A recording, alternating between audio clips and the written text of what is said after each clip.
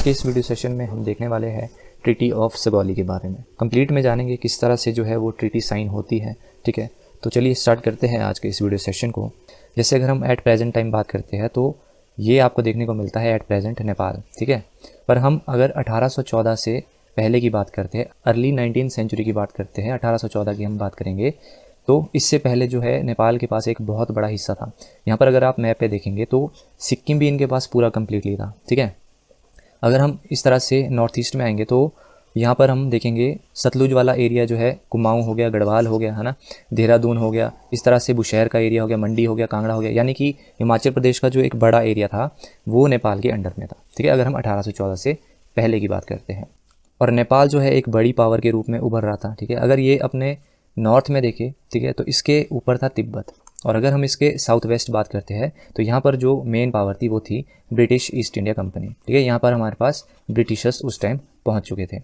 अब नेपाल भी अपनी टेरिटरी को बढ़ाना चाहता था, तो नेपाल के पास दो ही ऑप्शन थे, या तो अपर वाली साइड में जाए तो तिब्बत और चाइना वहाँ पे पावर थी, साउथ में आए तो यहाँ पे ब्रिटिशर्स थे। नेपाल जो है वो डिसाइड करता है साउथ मोस्ट साइड को। तो जैसे ही नेपाल एक्सपेंशन करता है साउथ की तरफ तो हमें देखने को मिलती है एंग्लो नेपालिस वॉर। एंग्लो नेपालिस वॉर, जिसको हम गुरखा वॉर के नाम से भी जानते हैं। और अगर हम इसकी टाइमलाइन की बात करते हैं तो इसको भी आपने नोट कर लेना है। 1 नवंबर 1814 से 4 मार्च 1816। ठीक है, तो ये इसकी टाइमलाइन है एंग्लो नेपालिस वॉर की, या गुरखा वॉर कह लो। अब कोई भी जो वॉर है वो किसी न किसी ट्रीटी से एंड होती है। ठीक है, तो जब ये वॉर एंड होती है तो एक ट्रीटी साइन होती है जिसे हम कहते हैं treaty of Sugauli. Treaty of Sugauli.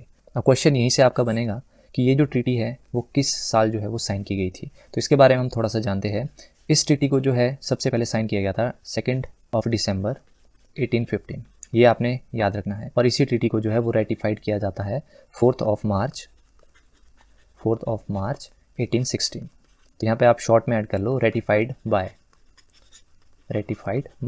4 March 1816। Clear. इस ट्रीटी के अकॉर्डिंग देखो क्या हुआ, ब्रिटिशर्स जब जी जाते हैं तो नेपाल के पास एक बड़ा हिस्सा जो कि सिक्किम, ठीक है, तो कम्प्लीटली सिक्किम जो था वो नेपाल के हाथ से चला जाता है। नॉर्थ ईस्ट वाली साइड हम देखें तो कुमाऊं, गढ़वाल, देहरादून, बुशहर, मंडी, ये बड़ा हिस्सा जो है वो नेपाल के हाथ से चला जाता है। तो शॉर्ट में अगर हम बात करें तो काली रिवर का एरिया, ठीक है, जो कि आपको देखने को मिलता है मेनली कुमाऊं और गढ़वाल वाले रीजन में, तो काली और सतलुज रिवर के बीच का जो एरिया था वो कम्प्लीटली नेपाल ने लॉस्ट कर दिया। ठीक है, तो ये पॉइंट भी आपने याद रखना है, काली से सतलुज रिवर का जो एरिया था वो नेपाल के हाथ से चला जाता है। अब नेक्स्ट फैक्ट आपने याद रखना है कि जब ये ट्रीटी साइन होती है तो नेपाल की साइड से किस किंग ने साइन की थी।